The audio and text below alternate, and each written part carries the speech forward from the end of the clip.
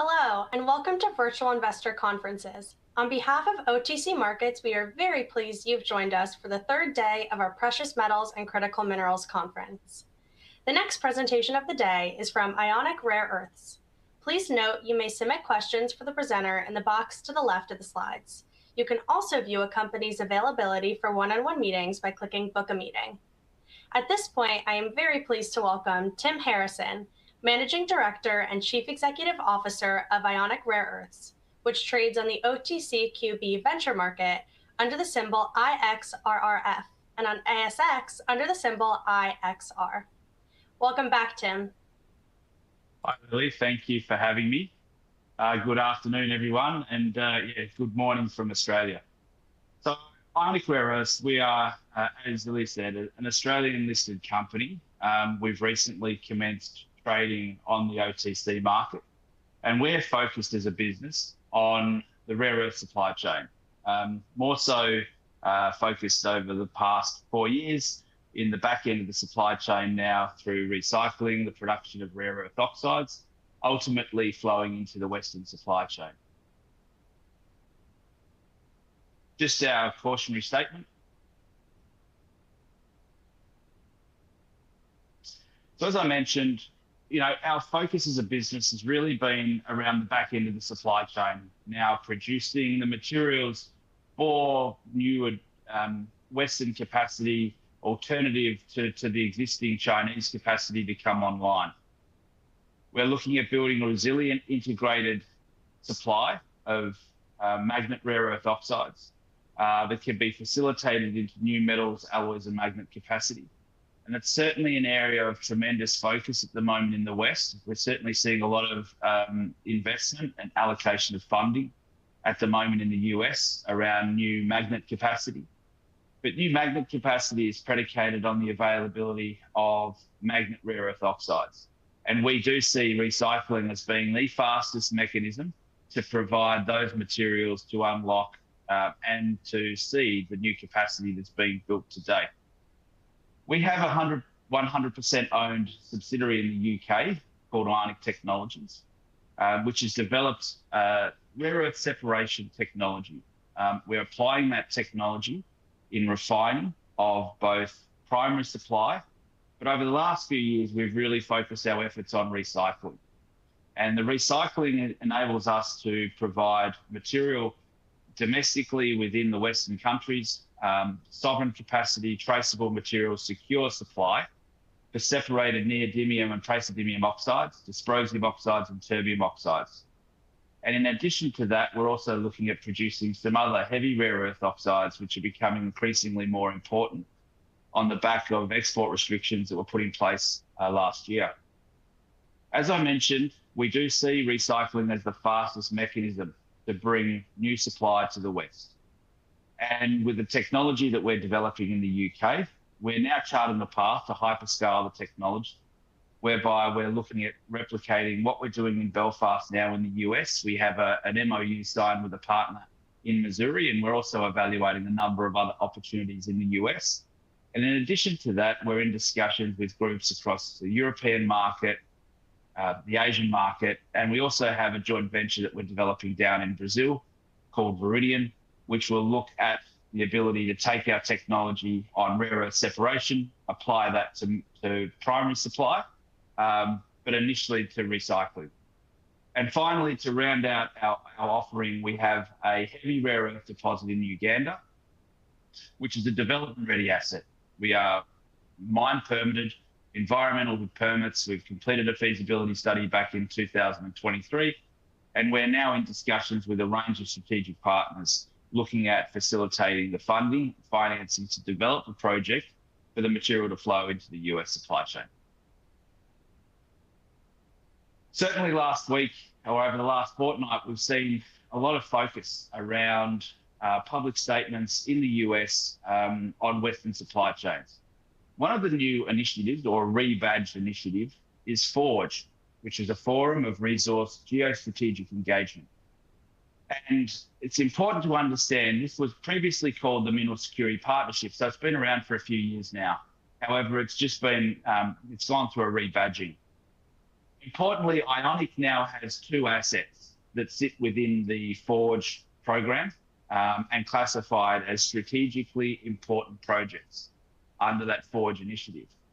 Our recycling technology with Ionic Technologies has recently been added to that initiative, and it joins Makuutu, which has been there now for a couple of years.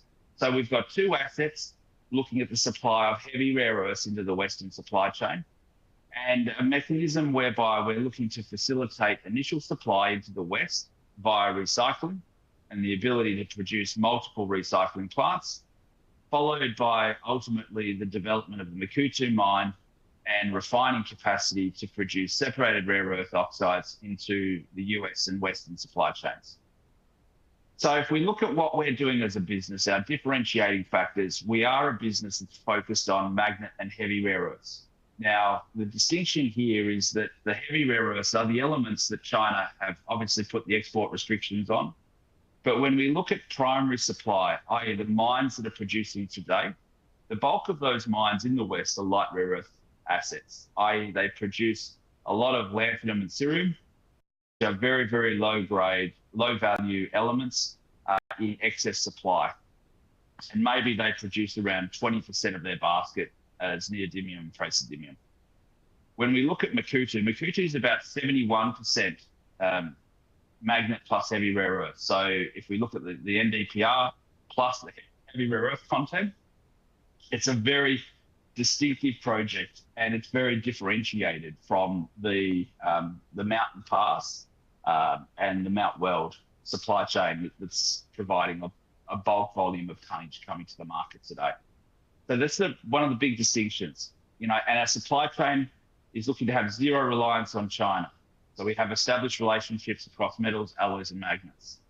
And through that, we're looking to build a more robust, resilient supply chain that can facilitate the secure, traceable, alternative supply that can flow into ultimately a number of these strategic applications, whether it be military and defence, but certainly we've seen over the course of the last 6 months, a huge focus now starting to emerge on AI, data, robots. And again, they become massive drivers on the demand for rare earths into the future. So now I just want to talk a little bit more about our recycling technology, and that's Ionic Technologies. And what we like to think of it is taking a previously used material and upcycling that. So taking it from an end-of-life material, typically, those magnets made in the past have now been superseded by new blends, new ratios of rare earths. And so we're trying to extract those high-value heavy rare earths out to be able to deploy that on new capacity, new generation magnets that will facilitate wind turbines, EVs, and a number of military and defence applications, for example, plus support the magnets that will go into the robots that are going to power a lot of the future industry. As a technology and as a business, we acquired this IP in late 2021, finalised the acquisition in early 2022, and we've worked through lab scale, pilot scale, demonstration scale, and we've completed a feasibility, and now we're securing the financing to build a commercial plant, which we're aiming to have up and operational by the end of next year. That plant is set to be, that first plant is set to be in Belfast, where we've recently secured a cornerstone commitment from the UK government for £12 million on an £85 million development. The technology that we're developing is hydrometallurgical separation of rare earths. So it's a bit different to a number of the other recyclers in the space. And the value add that we're producing is our products being separated, which can be redeployed for ultimately the magnets, the next generation of sintered magnets. So separating the materials into high purity individual elements. We've demonstrated neodymium and praseodymium, dysprosium and terbium. We're making material, we're selling material. In addition to that, we've tweaked the circuit, and we're now adding capability to separate out a number of other heavy rare earths that we commonly see used as substitution in magnets over the last 30 years. And so adding the ability to separate out samarium, europium gadolinium, and also holmium. And in addition to that, looking at the technology and application of that technology to separate samarium cobalt magnets and also yttrium products. And we know recently that there's been a huge focus and huge escalation in the prices of those heavy rare earths ex-China. So effectively, we're producing the products that are now really seeing extreme increases in price and very tight supply. In the UK, we've developed a completely insulated closed loop supply chain, whereby we are recycling materials on behalf of a range of different partners. Upstream, a partnership with EMR, which is the UK's largest metals recycler, which also has a very large footprint in the US. We're recycling material from them and then producing separated rare earth oxides, which go to Less Common Metals, our metal and alloy partner, who produce the materials that go to our magnet subcontractors, being Vacuum Schmelz and GKN Powder Metallurgy. Those magnets that they're producing then flow into 3 different partners that we're working with as part of this initiative: Ford, Bentley, and Wrightbus, to produce the magnets that are going into ultimately the EVs and a range of different other applications. And in addition to that, working on the overall life cycle analysis. Now, this is an initiative that's been sponsored by the UK government and is a part of a mechanism that we're using to validate our supply chain as part of our plans to commercialise our business in the UK.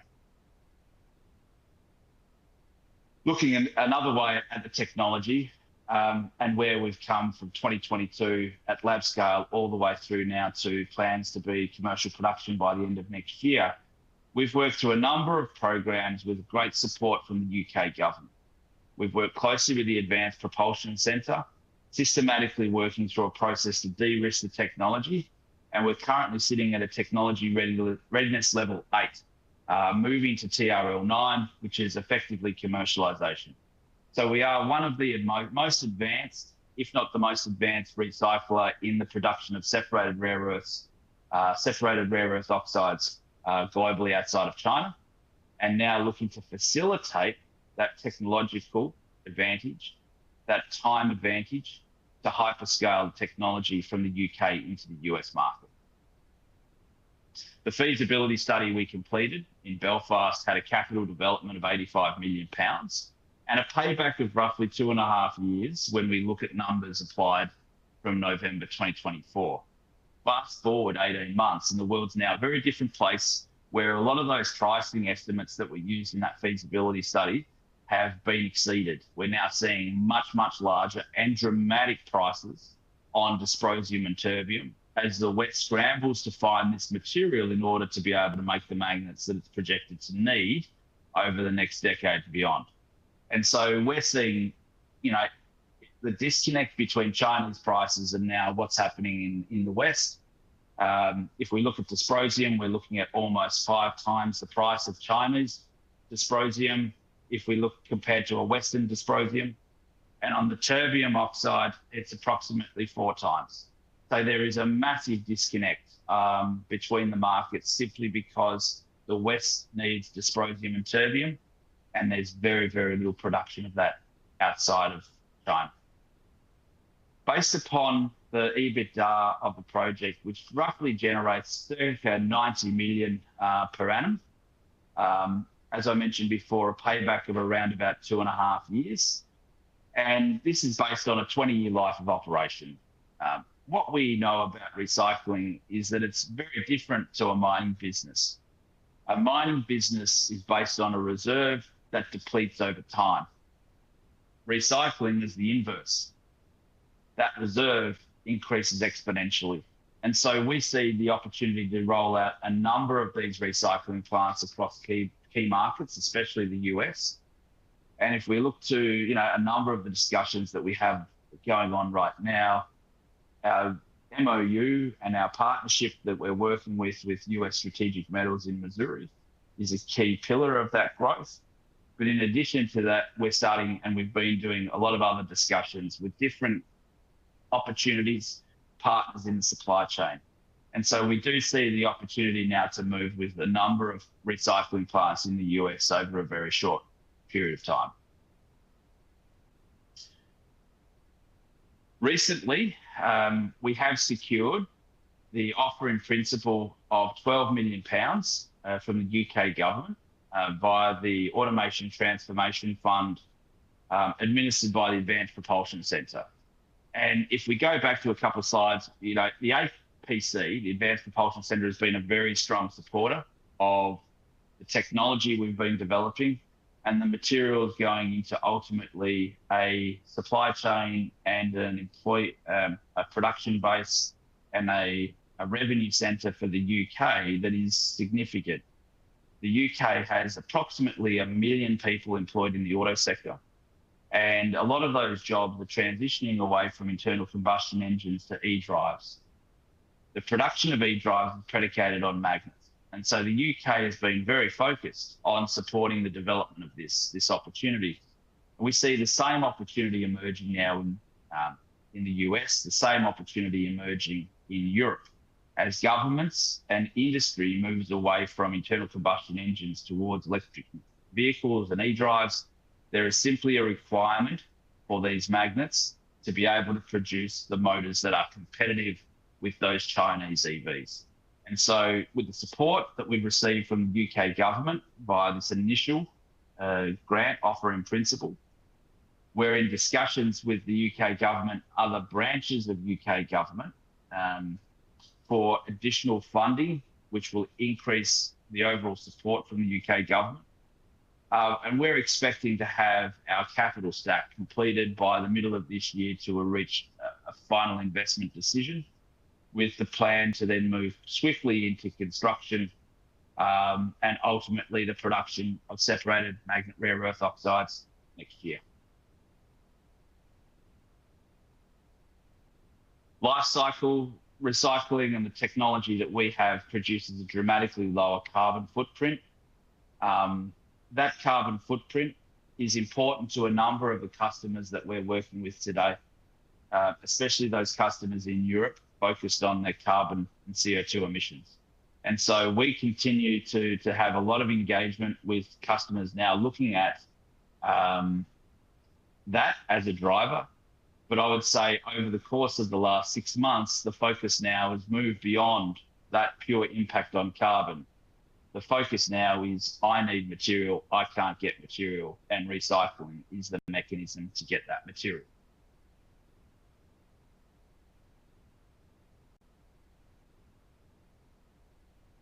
Our strategic location in Belfast. Belfast is the epicenter of the rollout of offshore wind and has been for a number of years now. It's got deep water infrastructure, deep water port, and that port effectively is the result of decades longer of strong historical shipbuilding. And so that infrastructure now is prioritised to be part of the massive push on the rollout of offshore wind. And the UK as a nation is projected to be a 12% consumer of global magnets, magnet demand by the end of this decade, driven by the rollout of offshore wind, but also the adoption of electric vehicles. So we see the UK as being a very strategic location for the commercialisation of our technology. If we cast our eye now to what we're doing in the USA and our MOU with US Strategic Metals, that is an incredibly important initiative for Ionic, and collectively ourselves and US Strategic Metals are engaging with various different branches of government to secure the support to rapidly deploy our technology in the US market.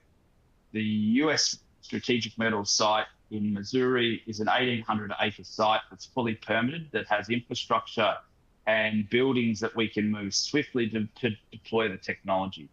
So we do see this as being a very quick strategic move to accelerate our position in the US market and be part of a solution now for US sovereign capability. The application of the materials that we're making and the prioritization of those materials into, let's say, for example, the defense sector in the US is significant. You know, one of our plants could produce enough to supply the defense needs. However, what we're seeing is, and what we're hearing is that those defense needs are escalating dramatically as technology is advancing at a rate of knots. So beyond what we see here, and a lot of these numbers sort of come from demand in a report back from 2021, we see huge opportunity now to have multiple plants in the US to support the need on those strategic needs. But beyond that, you know, we've been inundated by a lot of requests from US-based advanced manufacturing that can no longer get access to dysprosium and terbium. And in addition to dysprosium and terbium, we're having discussions with groups about our technology and the application of that technology to produce a range of other heavy rare earth compounds.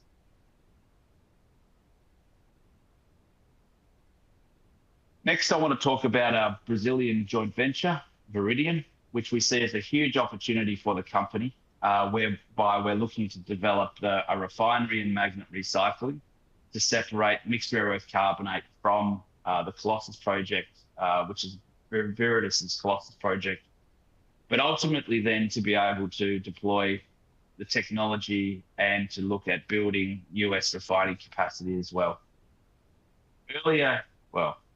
Back last year, middle of last year, through Viridian, we sourced magnets out of Brazil and then recycled them at Ionic Technologies facility in Belfast, and then delivered that material back to Brazil.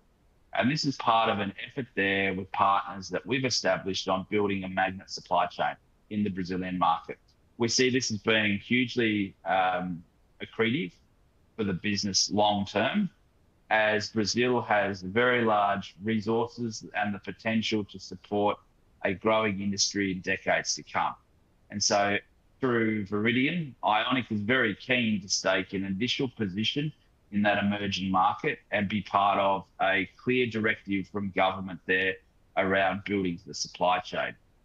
And to that point, last year we secured support via an initiative, $1.4 billion initiative by the Brazilian government, administered by BNDES and FINEP, whereby Viridis and Viridian were selected as the only rare earth projects to secure financing as part of that initiative around value addition in Brazil. And so as we continue discussions in Brazil and progressing plans on now commercializing and developing technology, demonstrating technology and producing separated products, you know, we've really positioned ourselves strongly with support with Brazilian stakeholders on the establishment of that value chain.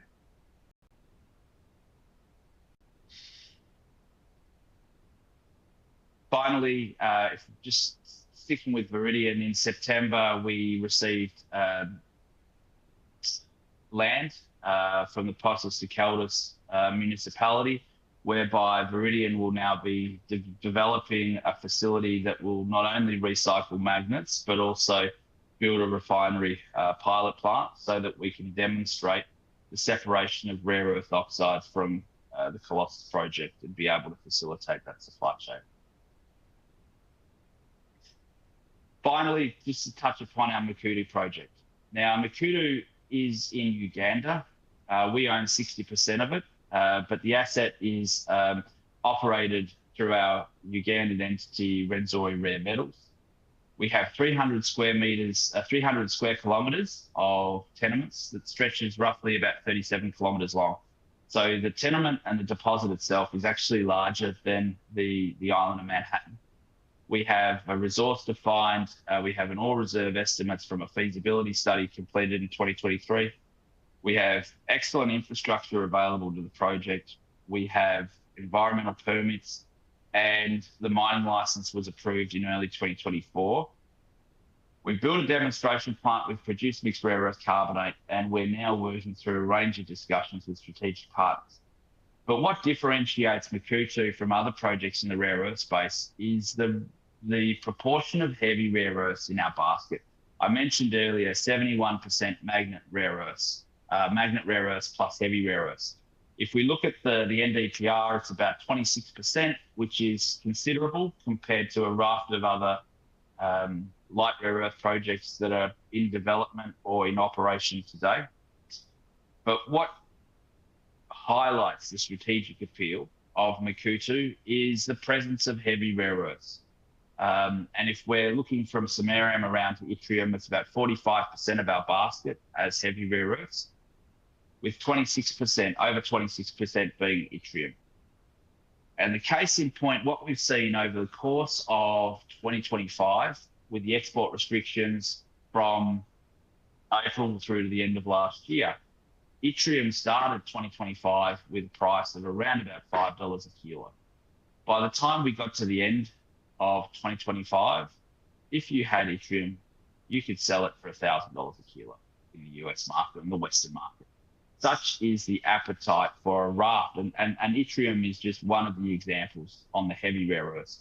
We talked about the escalation in the prices for dysprosium and terbium, but there is a range of other heavy rare earths that are now in such strategic and tight supply that the escalation in prices is very dramatic and highlights the insatiable need from Western advanced manufacturing to get access to this material.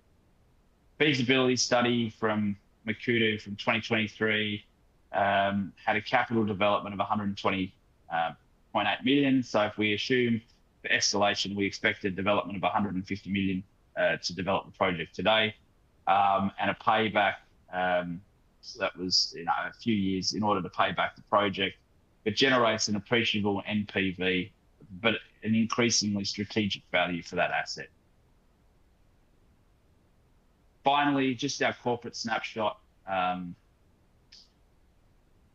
As of middle of this week, trading at about 48 Aussie cents, market cap of 108 million Australian, and 225 million shares on issue. We consolidated capital at the end of last year and finalised that earlier this year.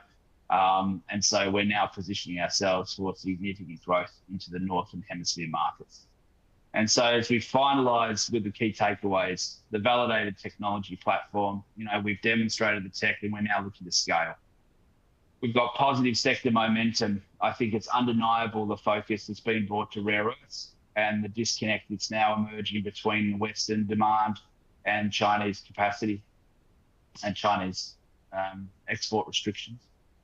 A compelling economic profile demonstrated in Belfast with the ability to replicate that and improve that in a number of Western geographies. We've established strategic partnerships on the supply chain. We've got key partners and a range across the supply chain, metals, alloys, magnets, and customers. We've got a clear growth roadmap where we're looking to firstly develop what we're doing in Belfast, but now rapidly deploying the technology in other target markets. And we're building out our board and management team. We've recently added a couple of strategic advisors, and the business will continue to add resources as we look to expand our footprint in our target markets. And so with that, we can now move on to some questions, appreciating that quite a bit to go through. So first question I've got here now is, you now have or are planning touch points in the UK, US, Brazil, and Uganda. How does that geographic spread position you to benefit from different regional incentives, tax credits, and Inflation Reduction Act style policies over the next 5 to 10 years? I would say that our big focus, if we look at the UK, US, and Brazil, if we focus on the US, I think what we're seeing right now is the deployment of capital in a way that facilitates new capacity build out. Capital or financing being provided to de-risk the investment from public equity markets has been tremendous. And I think we're perfectly positioned to be able to capitalise on that with government support. if we look at what's happening in the UK with the capital grant that we've received and further support that we expect, we also expect through the discussions that we've been having with strategic advisors to move very swiftly now on the financing of the remainder of the build out. So I think, that financing piece is very important. Appreciating there's quite a number of other questions here that have come through, and I've run out of time, so I'll have to look to get back to individuals directly to answer those questions. Thank everybody for their time today.